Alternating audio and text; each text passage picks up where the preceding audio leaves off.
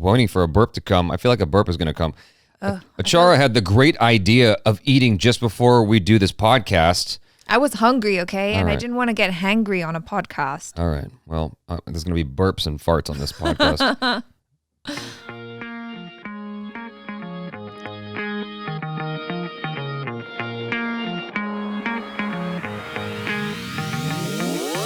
Welcome to Love Zindagi, the podcast that I named literally 5 minutes ago.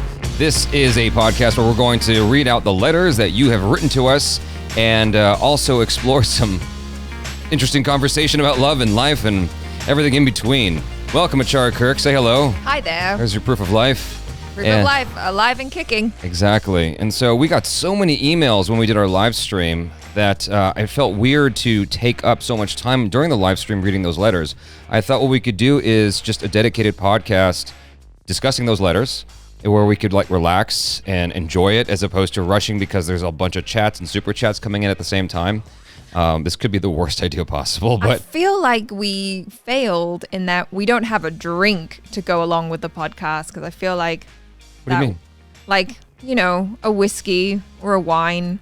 It would be nice, Yeah. but I don't mind. Oh, well. I'm saving all my drinks for the 4th of July. Oh, yeah. So before we jump into the letters, what we have are some current events that I'd like to read to you that Achara has no idea what I'm about to say. I was like, what current events? So basically, you're going to veto whether or not it's worth exploring.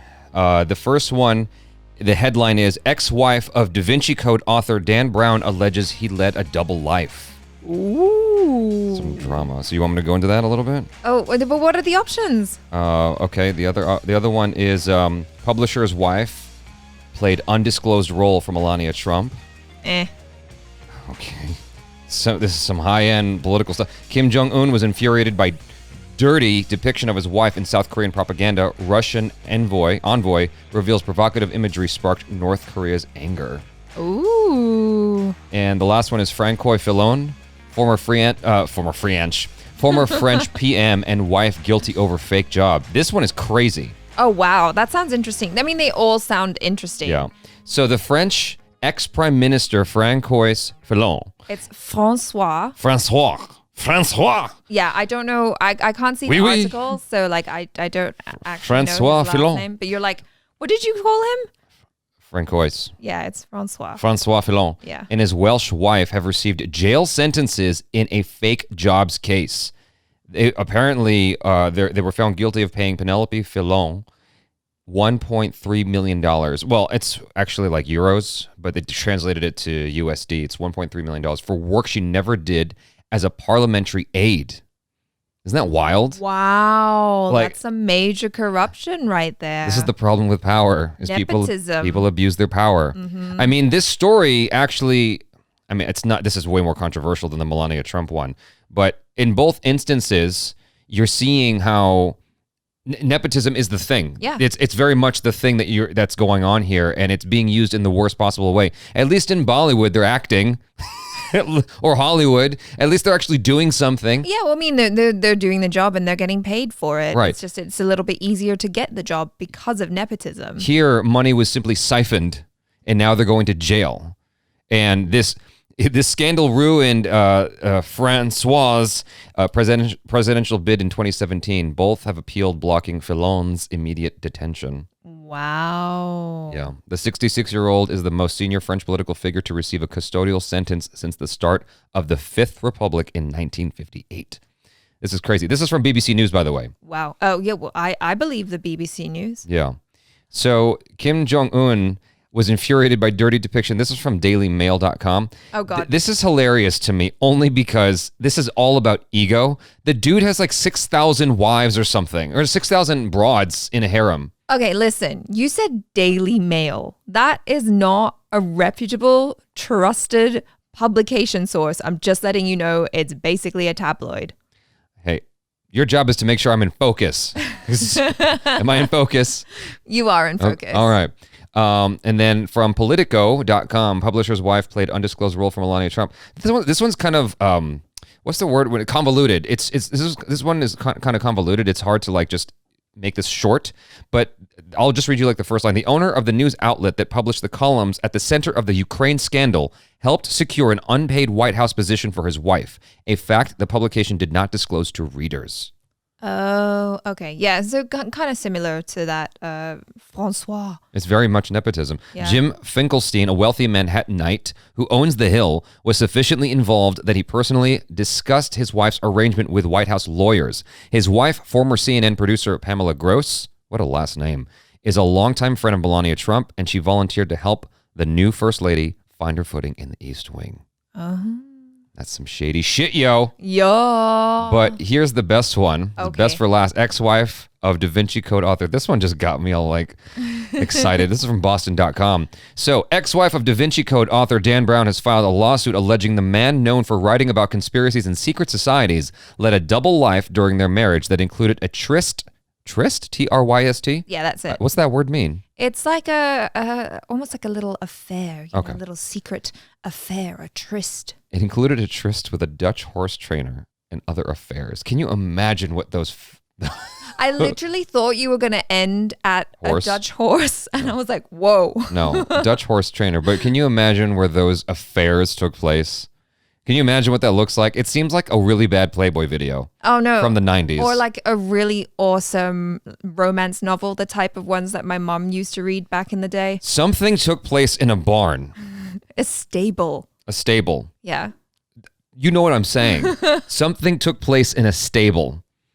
What makes it worse is if the horse was being used in the process. Oh, God, please. No to animal cruelty. No. The horse is just for stability, Oh, to assist with the doggy style, wow. standing doggy style. Sorry, this is getting rated R yeah, really this quick, is or like, A-rated. So. Oh, let's pull back right now. Yeah, but this is great. Okay, so the most explosive allegations. Oh, wait, no, I got to read this next two paragraphs. In her lawsuit filed Monday in New Hampshire, Blythe Brown also claimed credit for inspiring much of his work and coming up with the premise for the Da Vinci Code. She also alleged that Brown hid scores of future projects worth millions from her, including a television series as well as a children's book due out in September. Well, of course he hid it. You're trying to take like half of his stake. Yeah, she's all like, And he's like- he's- intellectual property or whatever. He's She's like, I helped. He's cheating on her. Of course, he's gonna hide half of it. He's trying to like have something left over after the divorce. Oh, hell to the no. She's coming for her half. The most explosive allegations, however, are the extramarital affairs. I really doubt that. I seriously doubt her issue is the extramarital affairs. She's like, I just want the money. She wants the money. Hell yeah. Describing Brown's behavior as unlawful and egregious. She's stealing my word there. Brown said she only learned about it after the pair divorced in 2019 after 21 years of marriage. Oh, okay. Oh, wow. That lady is riding high. She has not written a book in her life, as far as I can tell. Hey, and she she's trying gave to. him support. She was there, like, with him when he was going through his ideas, and she was like, honey, here's how I could make it She better. doesn't need half the money. She can, like, she needs some. Sure, she hasn't worked in 21 years, but she doesn't need half the money. That's stupid. I disagree with that completely. I'm sorry. I she should just do what Fufu did in Who? Eddie Murphy's Raw. She's like, Eddie, I want half. It's terrible. It's you can't America. take half the money for something you never even did. Well, that's what you do in America. No, you give her about a stipend of $100,000 a year. Not even the president gets that much, right? How much does the president get? I don't know. I forg- He earns more in like speaking engagements after the fact, right? How much does the president earn? Let's see. How much does he earn? $400,000 a year. Okay. Plus expenses allowed for 50,000. Okay, so let's just say $500,000 a year. If he agrees to $500,000 a year for the rest of her life, that's enough for anybody to live on. It depends what her lifestyle was like before. Fuck that. She can live off $500,000 for the rest of her life. She'll be fine. We'll see what her lawyer. She can take that money and invest it into properties, invest it into stocks, and make that into more money. True. So True. she doesn't need any. That's more than enough for anybody. Anybody on this planet can live off of that. It depends how terrible the relationship was. Maybe she deserved more. Maybe she needs more money for all those tears. All the tears she cried. Yeah, she needs $100 bills to wipe off her tears. Anyway, obviously we're oversimplifying this scenario and situation. We don't know what's going on. Yeah. So let's get to the emails. I have a few open. You have to bear with us because this is the first time we're doing this. So there might be some lulls in between as Achara helps feed me emails to read. Right. I have a few opened preemptively. This is from Anisha.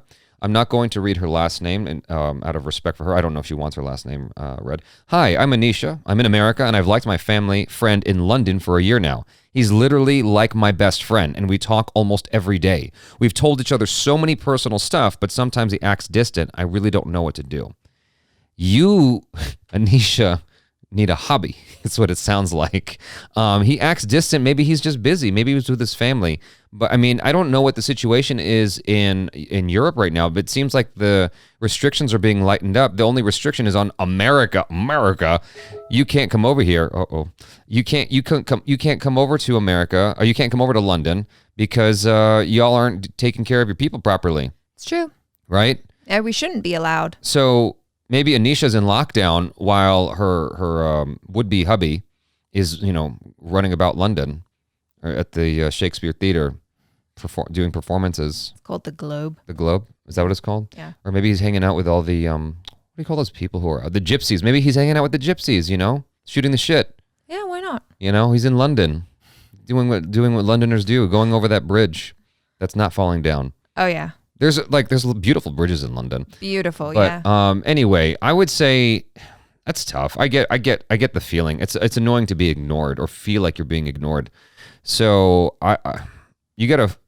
This is one of those classic cases where you just have to sort of ignore him for a while and not pay attention to him. Mm-hmm. Maybe Agreed. don't write to him so much. Let him be, and you'll find that he'll write to you. He's gonna miss you. He's gonna be like, "Where's my Anisha? Boo! How come she's not writing anything to me?" It's this weird, absurd game we play with each other, where if they're writing too much, we just put the phone down and ignore it. But then we're like, "Wait, where are all the messages?" Is it because it's this like playing hard to get thing? Like you always hear about that, about how, girls are supposed to play hard to get. How is that true? You just can't be too easy, but you also can't be inaccessible. There has to be a constant tension. Got it. Not like tension as in like you could cut it with a knife kind of tension, but tension as in you can't give too much energy. Right. And you can't be completely absent of energy. It's got to be balanced, like the Goldilocks zone. Oh, okay. Gotcha. If you don't maintain the Goldilocks zone, then it's too much. It's too much. Get off. All right. But every time I see something like this, it reminds me of Animaniacs with the clown going, Freundleben, Freundleben. And then after, is it him? Oh, no. It wasn't the clown. It was this producer that wouldn't shut up. And the Animaniacs just couldn't get rid of him. And then when they finally got rid of him, Yakko was like, "Oh my God, it's too quiet." So that's what I'm saying is you have to give him time, and then he'll miss you, and he'll reach out to you. Anyway, next is from S. Kamalash. I'm probably butchering that. Hello, Jaby. And I just realized I read your last name, so I'm going to have to bleep that out, which sucks. Okay. I'm sorry, Achara Kirk. Jaby, just read first names, okay? Okay, I'm trying here. Hello, Jaby. I'm Kamalesh. Kamalesh. I am reading that correctly. Hello, Jaby. I'm Kamalesh from India. I loved a girl whom I knew from childhood, and how the magic happened, I don't know. We both fall in love from past 6 years. Everything was going good. By the way, this is the syntax I'm reading verbatim. I think you know how India culture, their parents, started to see a groom for her. And I'm from the middle-class family, not well settled. I was planned to well settle by choosing right career, and I asked her sometime, but she refused. I have 4 siblings. There's no period here. I had some responsibility now. I'm here thinking about her every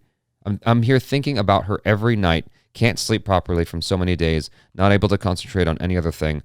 What to do? She got engaged with some other guys. I'm not able to forget her, and she texted me also. Oh, geez. It sounds like she really feels bad about the situation, but she feels obligated, like she can't do anything about it. That really sucks. This is the kind of story we keep hearing about, is where people are in love and they're pulled apart by their families and by religion. Yeah. I mean, I guess it's something that isn't as common for us over here. I guess we're very fortunate in that sense.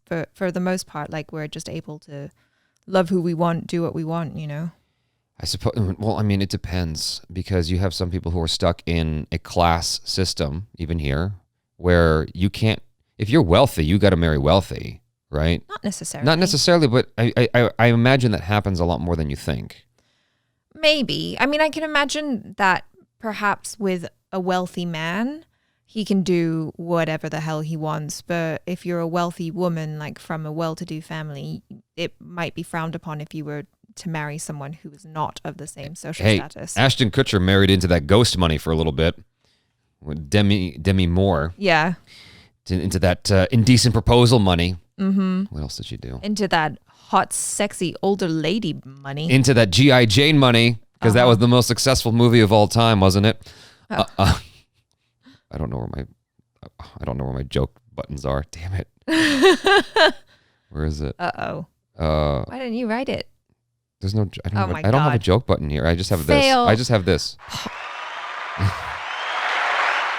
was stupid. But anyway, I was when you said that, I was thinking about Nicolas Cage. Did you know that he went into, I think he was in Koreatown or something like that. He went to a restaurant and he saw this 18 or 19-year-old girl. It was his waitress, I think. And he proposed to her and they got married. What? Yeah. This was years ago. This was many years ago. I knew that he had married a Korean woman who was considerably younger than him, but I didn't know that he just proposed to her right then. Oh, no. I don't think it was right then and there. I'm saying that's how he met. I think it was within 3 days he proposed to her or something crazy. I don't know the actual story. This is anecdotal. I don't know the actual story, but it was something crazy like that. Like he met her at the restaurant, asked her out, and then in 3 days asked her to marry him. And as a result, my mom was pissed. She was like, why is he marrying someone so young? If that was my daughter, I wouldn't allow that. Oh, okay. I thought she was pissed because she was like, oh no, I wanted to marry him. My mom doesn't give two shits about Nicolas Cage. Oh. Her loyalties lie elsewhere. She just thought the whole thing was gross. But, I mean, if you can, I suppose. So, regarding this situation here, there's not a whole lot you can do, Kamalesh, unless you're willing to save up money and go there and have a epic The Graduate type situation like Dustin Hoffman pounding on the glass and saying no, and then locking everyone in the church with a crucifix and then running off with her on a bus and wondering what the hell you just did. I just gave away the whole ending of the movie, by the way. So I've never seen it. You're definitely not going to watch it now. But so let's go through this again. Not well settled. I was planned to be settled by the right career. I asked her for some time, but she refused. I have 4 siblings. It sounds like this is not a situation she has control over, but she feels really bad. That's what it comes down to. And if she had any control over it at all, what this comes down to, I think, is where you have to accept the fact that she wasn't willing to take the same chance that you are. At the end of the day, she's not willing to put in the same level of risk that you are. You know, if you're willing to put in, if we're, just to make it somewhat literal, if you're willing to put in $1,000, she wasn't willing to put in the same amount. She was like, maybe $1. It's just too risky. I'm not doing it. But I would imagine, I'm extrapolating just like from this and contextualizing it with everything else that we've watched and learned and heard. It sounds like she just didn't have control and her parents are making her do this. Yeah. And maybe she didn't even have the heart to tell her parents about this guy that she's in love with. And so it's one of those things where she'll have this regret and she'll look back and she'll keep you in her heart, Kamalesh. Yeah. I think it's one of those things where you're going to be in that special place in her heart for a long time and she'll look back in 20 years and wonder, what if? And you'll have moved on. And she's going to have nothing but regret because you're going to own a salon or a business of a Google type company or something. You'll have lots and lots of money. The best form of revenge is success. So you'll be the one that got away. Do that. Yeah. So that was the words a good friend of mine once told me. Get back at her by being the best version of yourself possible. So how'd that work out? Look where I'm at. I mean, I'm still a work in progress. Like, I imagine I'll always be a work in progress, but I think we all should be works in progress. Yeah. Here's the thing. I do know that my ex was well aware of what was going on my channel because, wow, I just like stuttered for a second. So after she bounced out of my life, I know with certainty that she saw like all the different guests I had on my channel, which surely was a shock to her for multiple reasons. Number one, it's because I was able to keep going and I was able to generate way more success without her than with her, right? That's number one. Number two is I'm having guests over, which was never a thing. Like I would never have people over my place. Yeah. And here I am having different people every single week. And the third thing is there was a lot of beautiful women. So, I mean, everyone sees that. That's not lost on me. I can see that that there are beautiful women next to me every single week. And I just wonder how that made her feel. I don't know how it made her feel, but I know she's aware of it. So maybe she's happy for you. Maybe, who knows? But nevertheless, the point is that I conquered those horrible feelings that feeling of like, it's a self-inflicted rejection, but it's rejection nonetheless. Mm-hmm. I conquered that rejection by just focusing hard on me and the channel and just doing the best I possibly could with it and putting all of my energy into that and making myself a better version of me. At the end of the day, I got into better shape. I was more focused than ever. I became like a crazy workaholic. You know, you still are. Nothing. What's changed in the last 4 years, right? Mm-hmm. So, my suggestion to you, Kamalesh, is to become the best version of you possible because there's nothing you can do about this girl. You got to move forward. So, do we have one more email here? I do. Okay. Mm-hmm. This is from Aria M. And then I got to start trying to find the emails that I've suggested to me. I've sent you. I'm seeing that. I'm going to have to look for it. Are you stressed out? It's concerning me just a little bit that I'm not going to be able to find it quickly enough and there's going to be dead air. Anyway. I'll sing a song. Aria M. I am a third-year college student. Well, if you have the emails in front of you, then maybe you should read it, and I'll hear you. Okay. So, Achara just gave me. You guys saw it. She gave me this look like, why? Why are you doing this to me, Aria? I am a third-year college student. There is this guy in my college. He is not into a very serious relationship with a girl for 5 years now. But during the first year of college, he saw me for the first time and fascinated. And okay. He stalked me for 2 years, and finally, at the beginning of this year, he gathered up the courage to finally talk to me. He said he found me curious and wants to be friends with me. His GF knows about this, and she was cool about it. We became friends pretty quick. Oh my God, I can see where this is going. Oh God. There was this bonding I had with like no one before. Same for him. We got closer day by day, and we loved hanging out with each other. But one day we ended up kissing. It was my first time, and I told him it was a mistake and will never happen again. God, this sounds familiar. Ugh. We continued being friends. I already like you less, Aria. I'm just kidding. I'm kidding. We continued being friends, but he had a change in his behavior. He started getting all possessive and acting all crazy over me. Well, yeah, because, you know, he had the, whatchamacallit? It's like a dog pissing on a thing. The golden chalice? Not the golden, what's the Jesus cup? Yeah, the Holy Grail. The Holy Grail. He had the Holy Grail, and then you was snatched right from him. You know, like the end of not Temple of Doom, is the Holy Grail, right? The Last Crusade. That's the name of the movie. Yeah. Got it. We got there eventually. We go. Yeah. It was like the Holy Grail being snatched from Indiana Jones at the end of the Last Crusade. Let it go, Indy. Let it go. It's my terrible Sean Connery. Okay, so we ended up kissing for a few more times and started liking this intimacy. He had a GF, and I didn't want to ruin it. I was also not, you guys write your email slower. I was also not in love with him or wanted to date him. All those just happened in those moments. I finally put an end to our intimacy and decided to just be friends. It's cute that she's using the word intimacy. He started going crazy over this, started to abuse me when he was angry or confused. He was obsessed with me. I tried to make him understand the situation, but he just can't.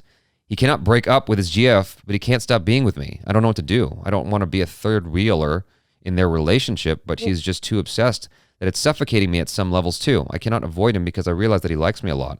I think it would be selfish and mean to break off the friendship. What should I? No, it's not. No. I'm okay with my name being revealed. Look, you have two choices here. You have choice A is to just enjoy this situation for what it is. His girlfriend obviously knows about you, right? I don't know, or she doesn't know about you, in which case, if she's really in love with him, she's going to be very upset that he betrayed her that way. You know, I don't like the fact that he's abusing her. I don't like the fact that he's chastising her that way and making her feel like shit. Yeah. In order to, this is a technique.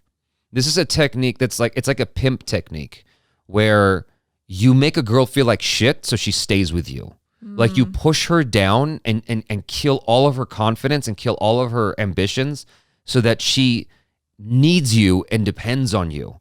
This is a terrible way to conduct any sort of romance, in my opinion. I think it's ugly and awful. And when that was told to me and I was surprised by the person who told it to me because he seemed like a really good dude. It just seems ugly to me. It seems gross that your method of keeping someone is to completely break them down. Yeah, just to obliterate their self-confidence. Yeah. That's messed up. So that they're like a shadow of their former selves. And so if it wasn't for that, I would say maybe see where it goes, because she's obviously attracted to him. She obviously finds him charming. Yeah, but like, I don't know, because she's saying, you know... Is this the sort of kissing like Kabir Singh kissing? Like he just forces himself on her and she doesn't really have a say-so in the matter, and then she sort of likes him back. It's sort of that pseudo-molesty Crouching Tiger scene. Well, I was already getting red flags when she said that his first thing was like, oh, I find you curious. Like, who says that? Well, it could just be lost in translation. He may have said it in Hindi and it sounds much cooler and sexy. I mean, like, it's probably sexy, but like, dude, you have a girlfriend. I mean, apparently she's fine with it. He's like, oh, hey, boo, I find this girl curious. I want to talk to her. And she's like, all right, do you, boo-boo? So she is aware of her. She just thought they're friends.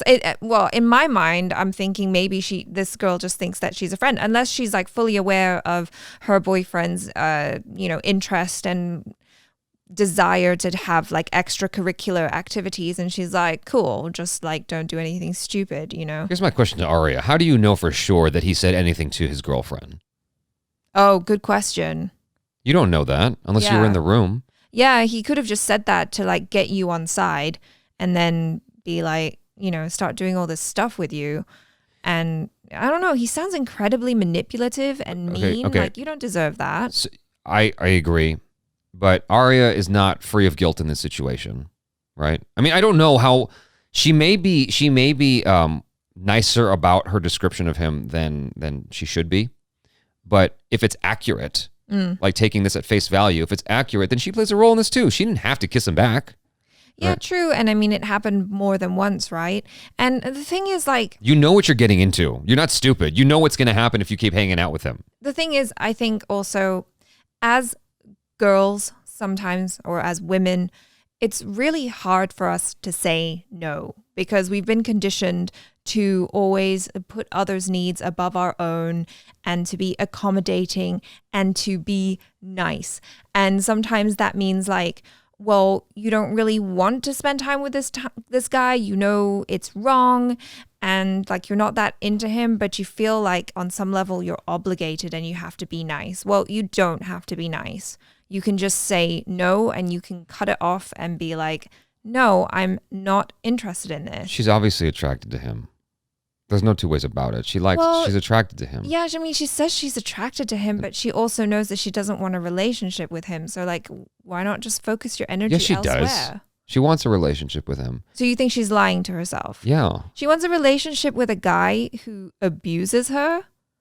For better or worse. Emotionally abuses her and like calls her name? Yes. I think you can do better. It doesn't matter. That's not the point. The point is that she wants a relationship with him. I know, but I'm telling you, girl, you can do better. Let's just work with what we got here. So she is attracted to him and his weird, messed up ways. She's attracted to that on some level. Otherwise, she wouldn't even be asking us, is it mean or selfish to cut off the friendship? I think she's just really confused. She could be confused, but I'm just saying, look, let's call a spade a spade. That's all. I'm just trying to be real about this, because the sooner you learn, like the more real you are about this conversation, the sooner you learn about yourself and where to improve. So the first question you have to ask yourself is, are you comfortable with the situation you're in? And Sure. what kind of man do you envision yourself spending time with? I think that's a very important question to ask, is like to really visualize and know what this man is like, the one that you want to spend time with. And then is this guy that you're spending time with measuring up to that image that you have in your mind? One of my favorite words is bedrock, because it's, the foundation of everything, right? The foundation of our childhood and building upon that into adulthood, the foundation of everything. Yeah. And so here, the bedrock was a sweet guy, very interesting. They have a good bond. That's the bedrock, right? And so after that, he introduces this pseudo abusive behavior. Even pseudo that's being nice. It's straight up abusive. it's straight up verbally abusive behavior. But the foundation is that bedrock is something strong for her, and maybe she hadn't experienced that before, and that's why she's willing to put up with it. Well, yeah, it seems like, I mean, this was her first time kissing a guy, so I'm assuming this is her first time she's had this type of experience. And so I think when it's your first time, you don't have a barometer. You know, you don't know how to measure it up against other experiences and what they ought to be like. And so you think, oh, well, I mean, I'm attracted to him and he was nice before. Yeah. So, you know, and maybe you start thinking, you know, you start blaming yourself like, oh, did I do something wrong? Is he right? And I think a lot of it comes from not having like high self-esteem and not knowing your own worth, because I'm sure that you're a wonderful person and you are worthy of someone who can recognize that and who can build you up instead of tearing you down. I don't think she's interested in that information. I think she wants to know whether or not she can be with him. That's your choice then. Look. I'm not here to tell you. Let's talk about facts real quick, okay? So he's been with this girl for 5 years and he can't break up with her. Why not? Why can't he break up with her? Honestly. So does the girlfriend actually know about Aria?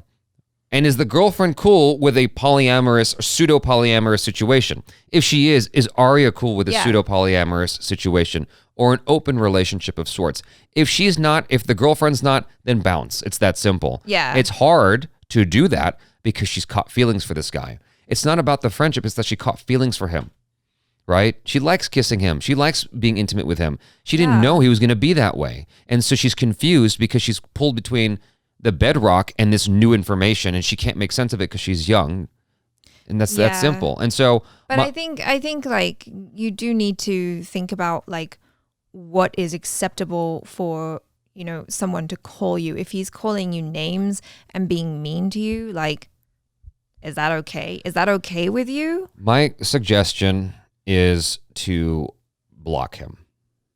My suggestion is to cut him off because he doesn't respect you. And I think that you should aim for someone who respects you. He is keeping you there by manipulating you into having low self-esteem and very little self-respect. I get that he's attractive. I get that he's a good kisser. I get that you don't have much experience. So the thing is, life is a long marathon, and you don't need to stop with this dude. He's not going to leave his girlfriend for you. He's just not. Yeah, because if he was, he would have left her already. Like since that first kiss, he would have been like, oh my God, that was mind-blowing. I'd rather be with you. But he's perfectly happy getting both. Here's a fun trick. Tell him you don't want to talk to him again until he leaves his girlfriend. Oh. Watch what happens. Ultimatums. You know, like, see, sometimes I think I'm a bad dude. Because I would destroy this guy if I was you. That's me, though. I would ride this situation out to my advantage and then just ghost him because he's so abusive. Like, I would start with that. That's step one, is say, hey, look, I can't talk to you until you let go of that girlfriend of yours. And then just don't, and be strong. Let him hurl abuses at you. He's going to do it again. Let him do it. Don't respond. And watch what happens. He'll change his tune quick. And then offer to hang out with him. And then do a thing like they did to Looking Glass in Watchmen. You get him in the mirror house and take off his clothes and then leave him there. Oh. I would do something to make him suffer for the bullshit he's pulling here. Dude, you're messed up too. I am messed up. But just because I don't like what he's doing, this is bullshit. Yeah, it is bullshit. And I hope you realize that it is bullshit.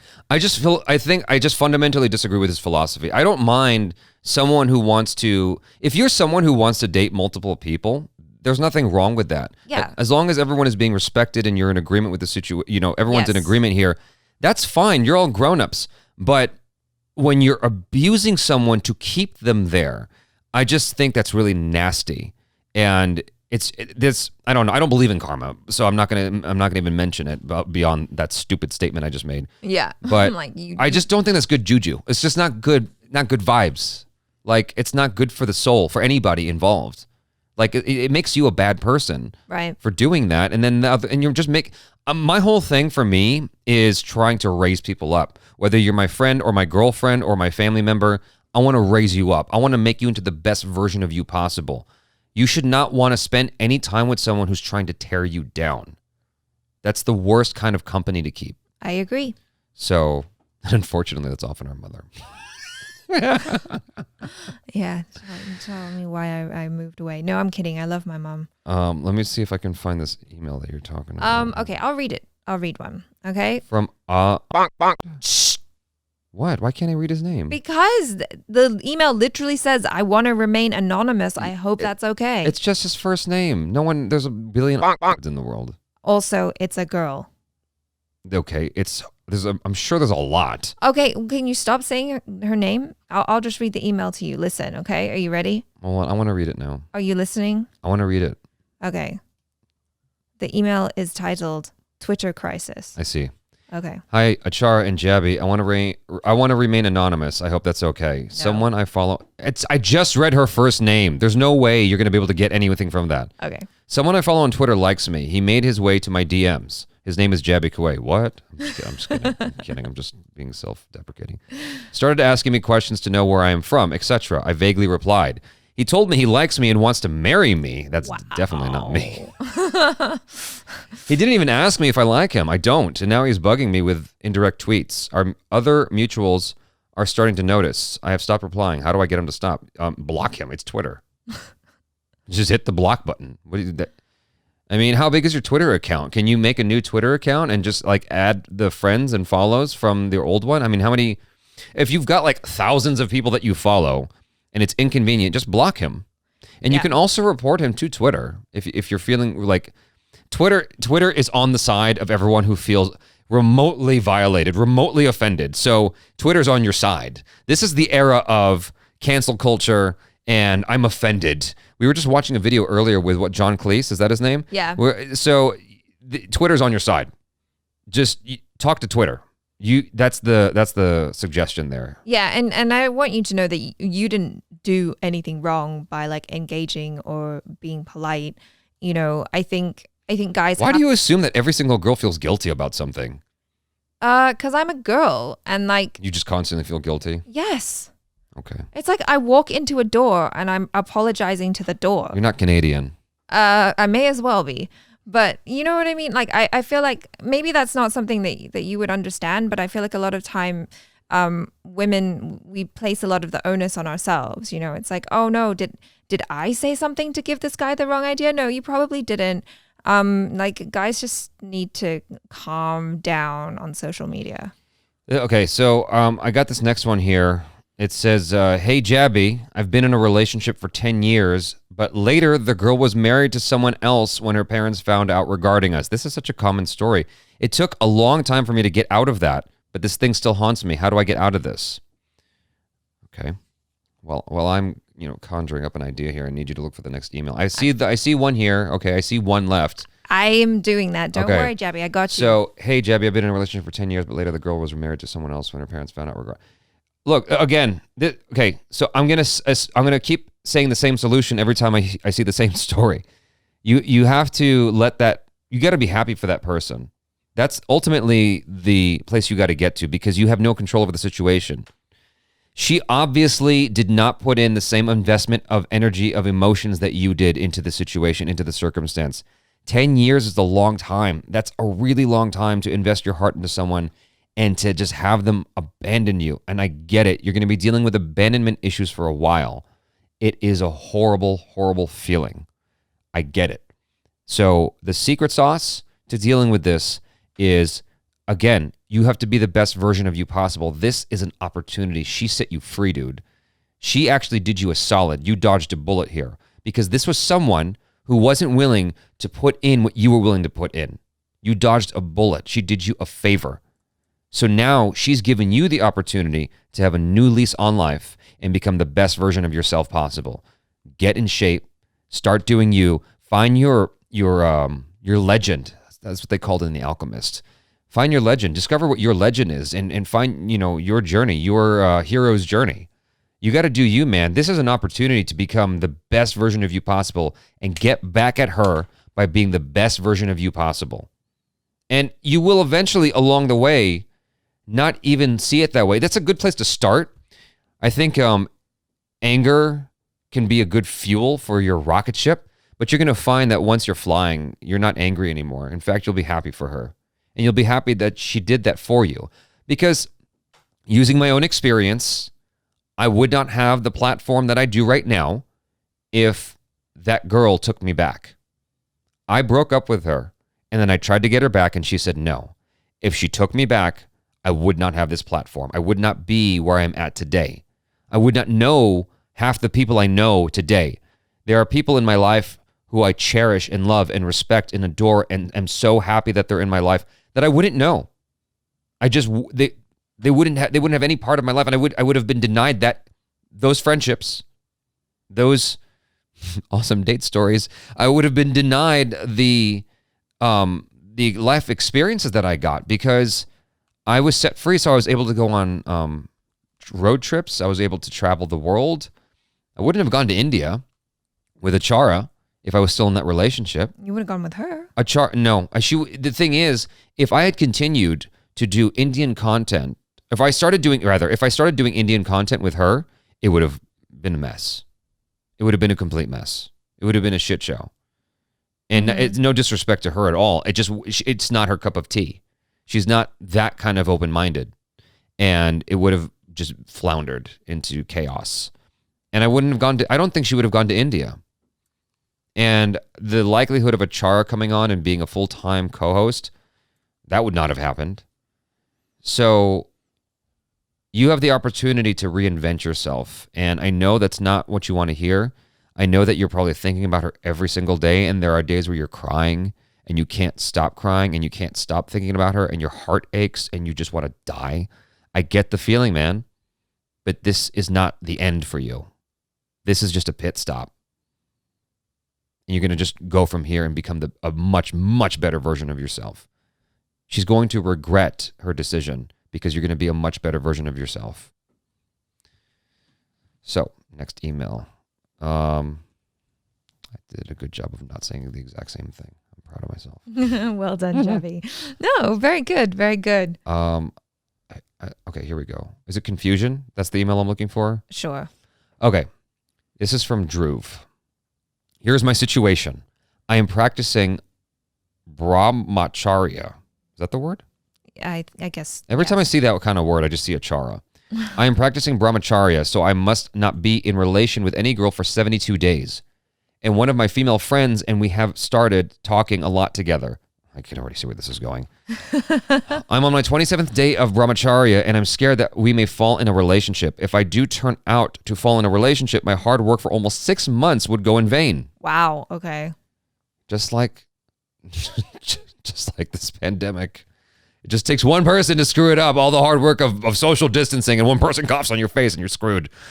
And at the same time, I'm not willing to disappoint her female friend, as in parentheticals, I didn't know who you were talking about, as we have gotten quite close.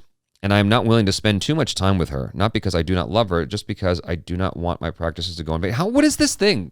Brahmacharya, what is this? I'll look it up. I imagine from what you're saying, it probably sounds like how in Buddhism you can become a monk or something.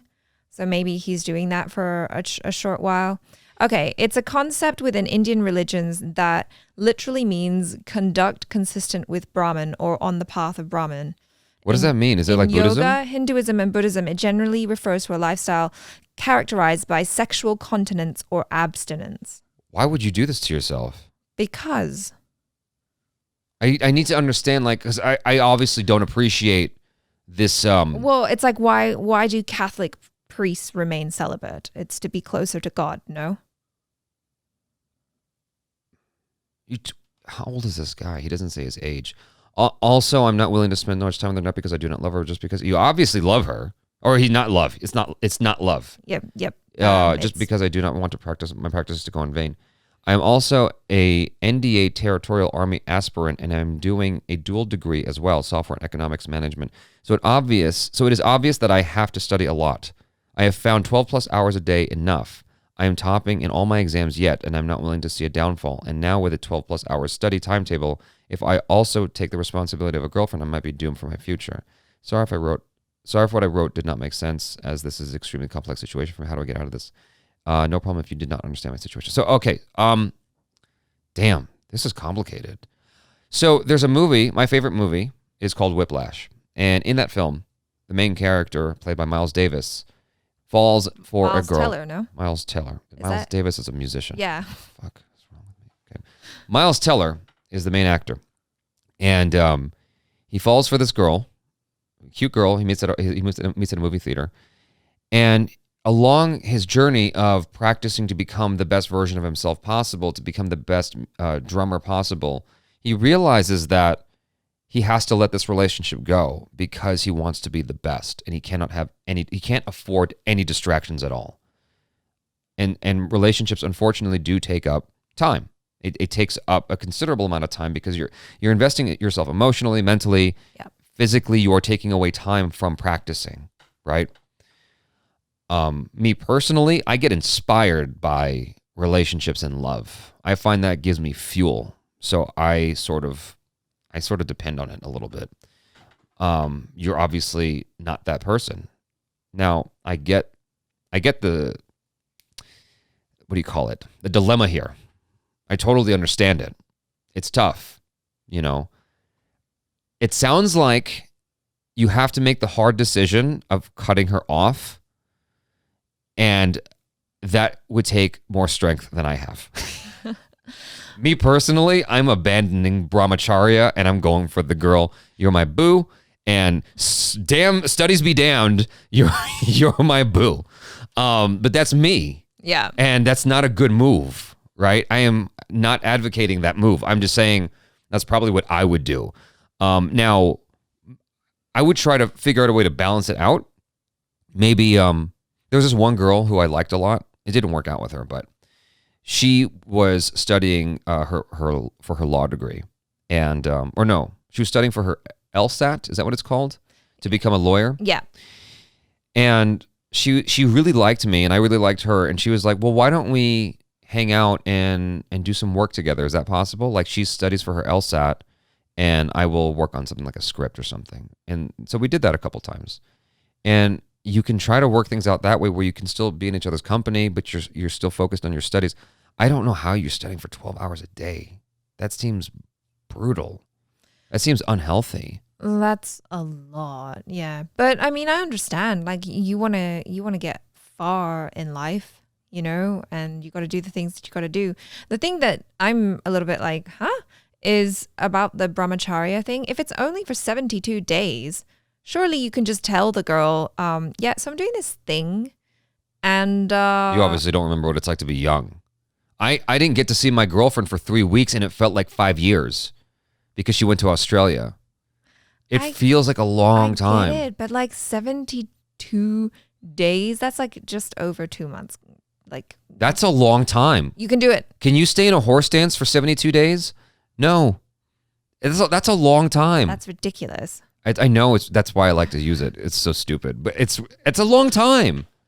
Well, okay. Remember the suggestion I gave you the other day where I was like, well, what if you ordered your favorite makeup kit and then it was out of stock and you had to wait 72 days for that shit? That would suck. It would suck, but then I would get distracted with other things and the 72 days would pass and it would land up on my doorstep and I'd be like, oh, I'm just saying 72 days feels like a long time. If you never had sex before, if you really like this girl a lot, that feels like a long ass time to blow her off. And there's a good chance she'll meet some other dude. And that there's a fear in you that she'll meet someone else. You know? Okay, well then how important is this brahmacharya to you? I think that I don't feel comfortable to make a suggestion on that because something like that is just you're throwing good money after bad at that point, because the thing about it is you invested 6 months into this, right? So what? Yeah. So what? What does that mean ultimately? Okay. Let me give you a story. I was on a date with this girl years ago. I forgot how I met her. It's just this Filipino girl. And you'll often find that there's a lot of Filipino women who become nurses. And this girl was no different. She was like, I think she was 3/4 Filipino, 1/4 white. and she was on her way to becoming a nurse. She was 2 years into her third 3-year degree. Her third 3-year degree? No. Okay, I'm phrasing it badly. She was 2 years into a 3-year schooling. Okay, gotcha. Okay, and so she just had a year left, and then she has a nursing degree, right? And I asked her, is this something you want to do? Like, because you don't seem very passionate about this. And she goes, no, but my parents made me do it. I go, then why don't you just stop? She goes, well, I've already given 2 years of my time. It's just one more year, and then I have a nursing degree. I'm like, yeah, but that's a year of your life. That's one whole year of your life that you could be putting towards something you actually like and want to do. And you're giving up another year of your life to your parents when it's not even something you like. I can understand if you sort of enjoyed it, if you sort of wanted this, but you don't even like it. And you're giving up another year of your life when you should be redirecting this energy towards something you're actually passionate about, that you can make the same money doing something else that you actually like. Did she know what else she liked instead? We never got that far in the conversation. Okay, because I agree with you partially, but also if she completed that final year, then she would have something that was actually worth something. Yeah, but so? It's not something she enjoyed. Life, you only get to do life once, assuming that you don't know, you're only guaranteed this life. Yeah. Okay, so let's set aside religion and all that stuff for a moment, and the circle of Buddhism, the wheel of Buddhism, whatever it's called. Okay, let's set that aside for a second. I know and the whole thing in Buddhism is to get out of the wheel, right? Sure, That's enlightenment. Let's set that aside. I don't believe in that. I'm saying you're only guaranteed this right now, right? This moment here. Assuming that, you're giving up 1 year of your life. And the thing about it is, life is better when you're younger. You know? Sure. So I'm sure that there are some older people who might disagree, but yeah, there's a lot of wonderful things about being young. The moment as you get older, your memory goes, your body starts to go. It's so much harder to date. Your friends are dying, like all kinds of weird shit. It's just as you get older, it just gets crazier. Oh, wow, you're such an optimist. No, I'm not. I'm not being pessimistic. I'm being a realist, and I'm saying like these are the best years of your life. Sure, yeah. And you're giving a year of that up for something that you don't even like. And so coming back to this email, this brahmacharya thing, he's given 6 months to it, but does he even like the fact that he's having this dilemma at all and he's not just going like just cutting her off cold, right, means that he's having a dilemma as to whether or not this actually means something to him on some level. Good point. And so to me, if you're even entertaining the notion of could I with this broad, you just give up this brahmacharya. I mean, I don't know anything about this or how meaningful it is to be part of this process, this journey of brahmacharya. But I'm so removed from it that I can say I would just give that up. I'm not going to go become a Catholic priest. There's this boo over here who wants to spend time with me. I'm not gonna go into priesthood anymore. Yeah, well, I think you're also the type of person that would not be able to go to priesthood if it meant being celibate. I considered it at one point, not seriously, but you know, I think every kid who goes to Catholic school considers it at one point in their life. Yeah. It's hard to envision that now, obviously, given what you know about me and given what YouTube knows about me. Right. But at one point, I was just a kid. I didn't have any experiences yet, and I did wonder what it would. You know why I considered it? Because I was so bored at church. I'm like, there's got to be a better way to do this shit. There's got to be a more exciting way. Like I actually had fantasies while I was in church of like, you give me the thing, I'll read it because you are boring. You are putting me to sleep. I just want to go to bed. Let me just Michael Bay this. Where are the explosions? This needs more explosions and like pigs crying and stuff. Like this needs sounds. Like it's so boring. Like what is happening here? And so that's why I considered going into priesthood for a split second, just because it would give me the opportunity to get on that fucking microphone and make these stories interesting. Because it's droning on and it's so boring. And so, but I mean, I guess mass is just inherently kind of boring. It's meant to just drain all of ambition out of your system and just make you, what do you call it? Genuflect. Yeah. And then don't forget to put the money in the collection. God damn it. Anyway, I hate church. Every time my mom tries to make me go, she thinks I'm going to hell because I won't go. I refuse to go back to church.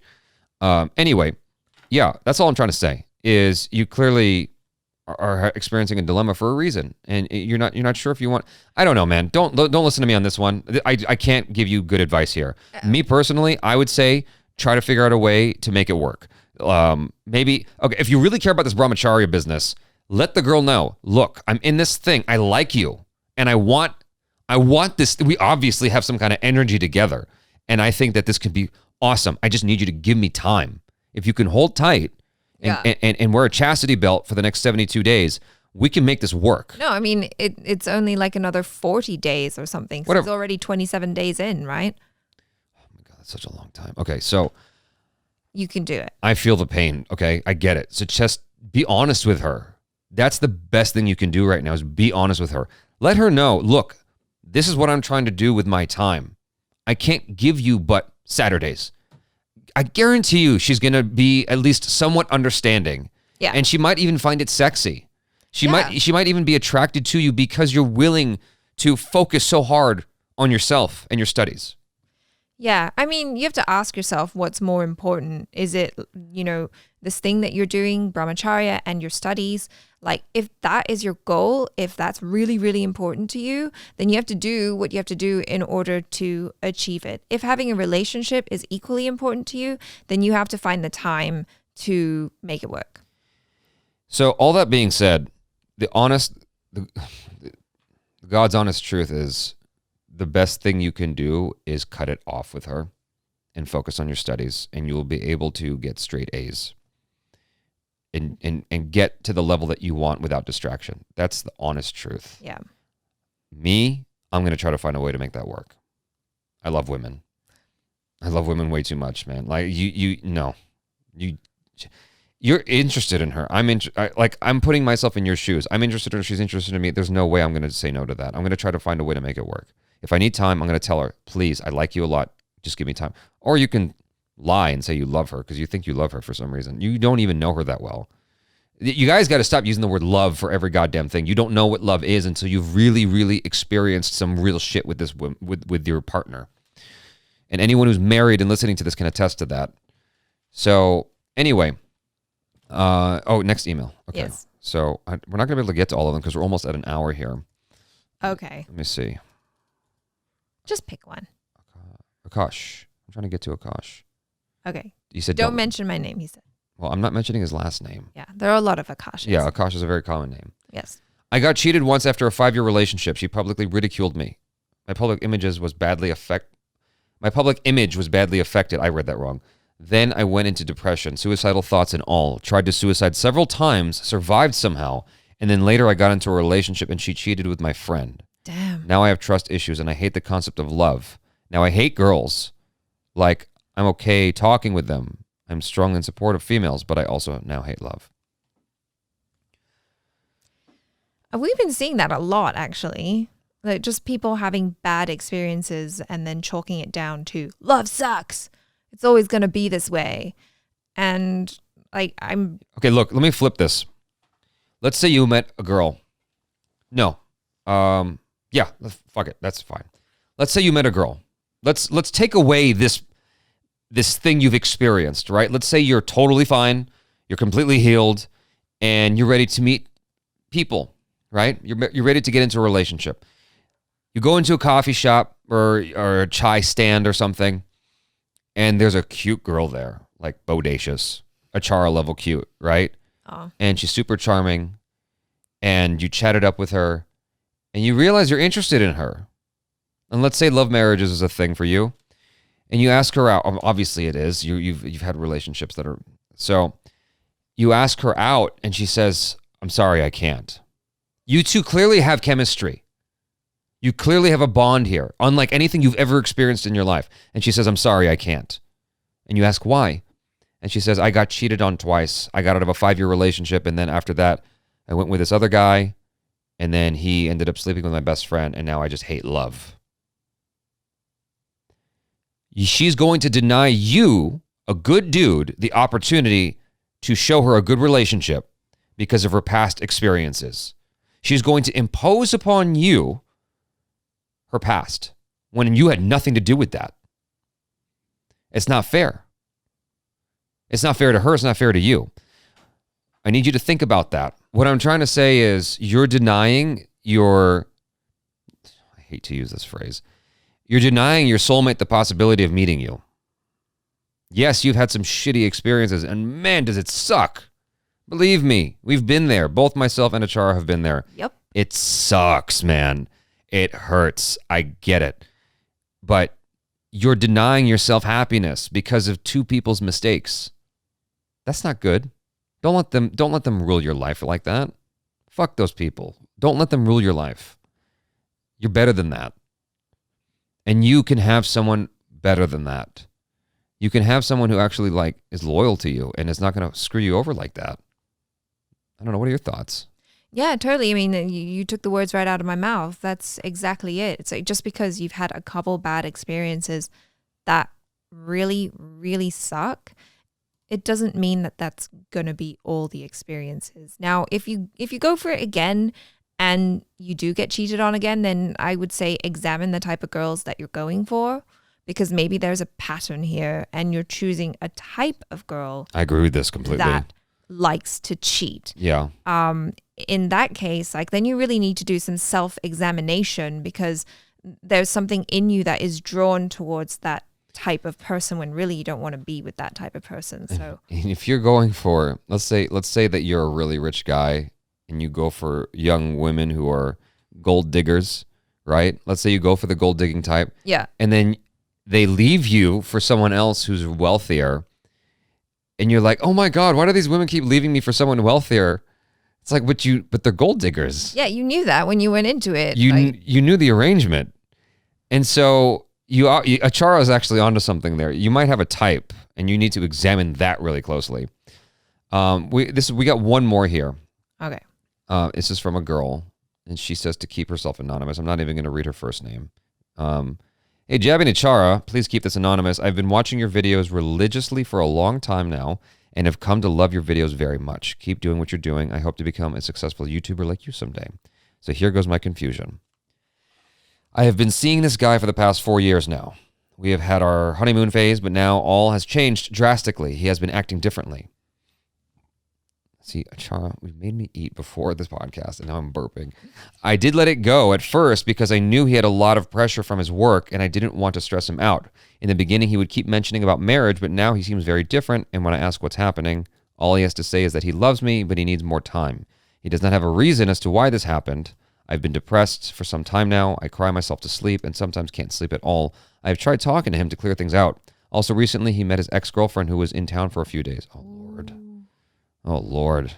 He didn't tell me about it at first, but told me about it after. She is married and is 4 months pregnant. Hopefully it wasn't 4 months ago that they met. It's his ex and him broke up way back in 2014. This broke me even more. What? Why? He says... Find out. Hold on. I'm just confused about the details. This broke me even more. He says she is not happy with her husband, and all this is his fault because she got married to someone else to take some kind of revenge. He's taking all of the blame on him, for which I tried telling him that she was immature to do that and it wasn't his fault. He still calls me and talks to me like nothing has happened, and that is really killing me from the inside. What should I do? Am I overreacting? Should I walk away? I'm confused. Help. Well, definitely you should walk away. I would. I mean, here's the thing. You obviously still really, really care about him.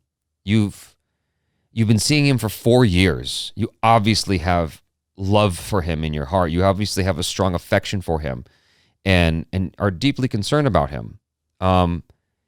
It sounds like emotionally and mentally he's sort of moved on and just didn't tell you. He doesn't have the heart to tell you this. He is not being a man. He is being a coward. He should have the courage to tell you to your face what's wrong and how he feels or what he doesn't feel. And he's cowardly. He's taking the coward's way out and he's waiting for you to end it. So you have a couple choices here. You can be spiteful or you can be mature. I like to be spiteful. Miteful. I mean, that's accurate, don't you think? I mean, she's clearly she clearly still loves him and and still cares about him, and he's moved on. and he just doesn't have the courage to say it.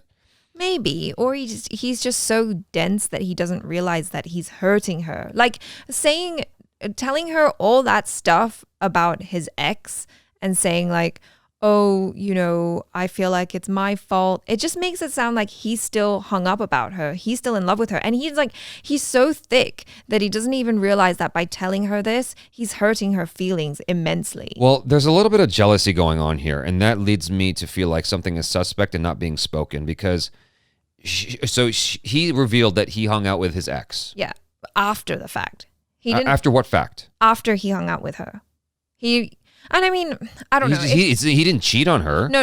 Yeah. And I mean, I can see it from both sides. It's like, I know that, say I have a boyfriend or whatever, and my ex is rolling into town, and I just want to hang out with him because I just want to catch up. I know that I'm not going to cheat on my boyfriend by hanging out with my ex, but I know that if I tell my boyfriend, he's going to have a fit because he's like insecure or jealous or whatever.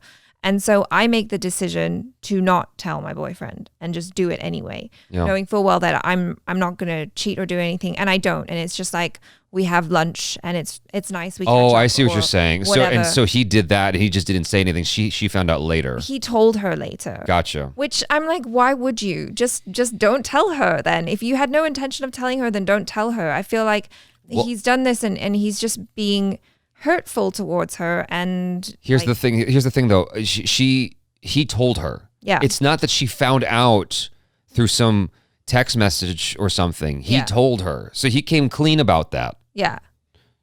Doesn't that count for something? I mean, I guess, but then now he's like clearly hung up about it because now he's all concerned about his ex who, you know, married someone else, is pregnant with his baby, but she's not happy. And now he's thinking about her all the time, it seems. And he's distant from his current girlfriend. And I have a suggestion. You have to just give him time. He's obviously confused. And he's being distant because he doesn't know how to handle the situation. Either A, he's already moved on from you emotionally and he just doesn't have the heart to tell you, which makes him a coward. Fucking just, like, if that's the case, just say it. I don't understand why men can't, like, there are some men who just can't communicate their feelings, and I don't understand that. Like, just say how you feel. Yeah, and I think there's also this thing where men will often just try and pull away and be really distant or be mean or be unkind just so that they don't have to have the onus of breaking up with the girl, and the girl will feel really bad and eventually break up with him. But the thing is, like, girls can be strangely loyal. And girls they're loyal. Hold on for a long time before they realize, you know what? I've seen girls be stupid loyal to a fault. Yeah. And until they hit rock bottom and they're like, you know what? I need to love myself more and I'm going to let this guy go. But I don't know if you've tried to talk to him at all. And she has. She said she tried and he just sort of. But what I'm saying is, have you tried to talk about how you feel? Like, just be like, okay, like, I understand that you're going through this. I don't think that's a good idea. Or whatever, I don't think that's a good idea. This is how I feel, but like not in like a vindictive way or whatever. But I don't think that's a good idea at all. Why? I don't think she should talk about her feelings to him. What she should do is talk about his feelings. She should go to him and say, look, I get that you still have feelings for her and you still love me on some level. I'm going to give you time to think about it. And that's it. Bounce. Men don't want a paragraph. They don't want a book. They want as little information as possible. So go to him and say something. You obviously are confused. And I'm going to give you time to sort that confusion out. I'm going to give you 1 week. At the end of that week, if you can't commit to me, I'm gone.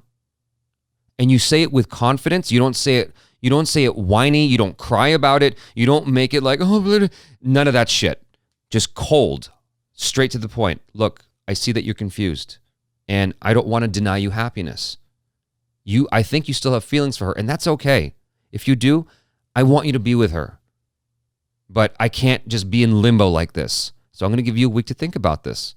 And I will happily have this relationship with you if you want it. But if you don't want it, I'm out. That's it. Yeah, but also if you want it and you treat me with respect and you care about how I feel. That right there is demanding respect. Are you kidding me? She's obviously never done that. Okay, no, I'm just saying it's fine, but don't take him back if he's still gonna act exactly the same way. That's bullshit. Okay, so what you do is you dictate the terms after the fact. Get in the house first. Okay, and then that's fine. and then dictate the house rules. So that's my suggestion. Start there. That's step one. And when he comes back in a week and says, no, you know what? I realize I don't want to be someone else's daddy, some other baby's daddy. Like, you know what I'm saying? Because I'm sure he's got some ego on some level. I feel like it's more likely he's gonna have a come to light moment, and he's gonna realize he should be with this girl. Yeah, and if he doesn't, then you have to have the strength to stick to your guns and do the thing that you said you were going to do, which is walk away. Yes. Yeah.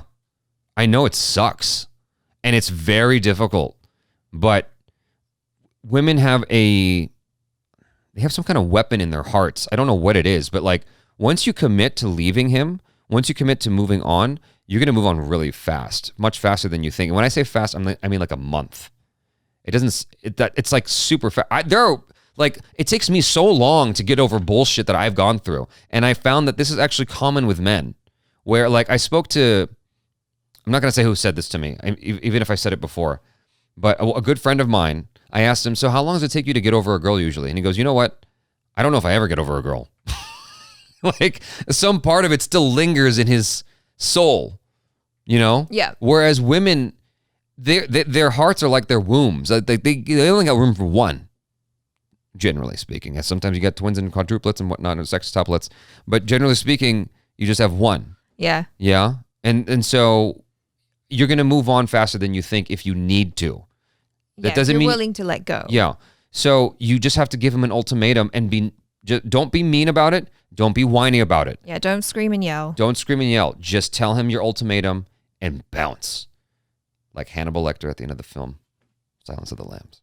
Which you've never seen. Which I've never watched. I keep stealing Bill Burr's joke. Yeah. So that's it, you guys.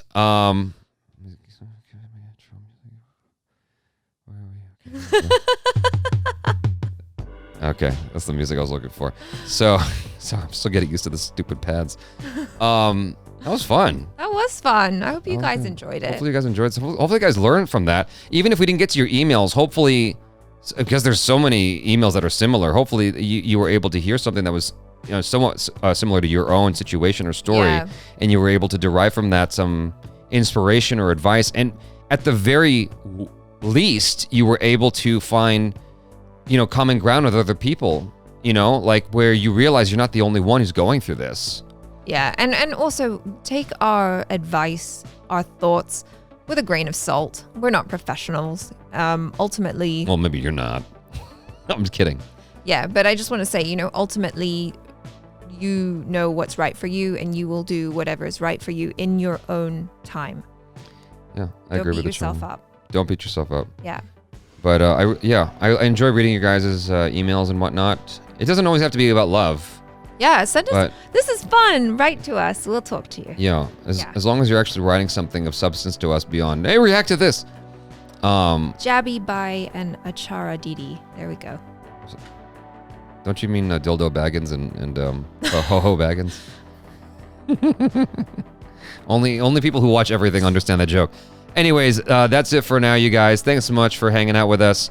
Love y'all. Take care of yourselves. Be safe. Reach out to your friends and family. Make sure you FaceTime with them or Skype with them, or don't use Zoom. You're still on that. Google has a nice alternative. Use Google Chat, but talk to your friends and family. Make them see your faces, hear your voices. Don't just text. It's weak sauce. That's only 9% of your potential ability to communicate. Use that other 91%. Your tone and your face, your body language is big. It's like 60% of your ability to communicate with someone is your body language. And don't forget gifs and emojis. Lord. I'm just saying, reach out to your friends and family, especially when times are tough. Reach out, man. I know it's hard and you don't want to burden anyone, but you got to reach out and you got to talk to people. You got to connect with your peoples. Yep. So that's it for now. I'm Jaby Koay. That is Achara Kirk. Peace out.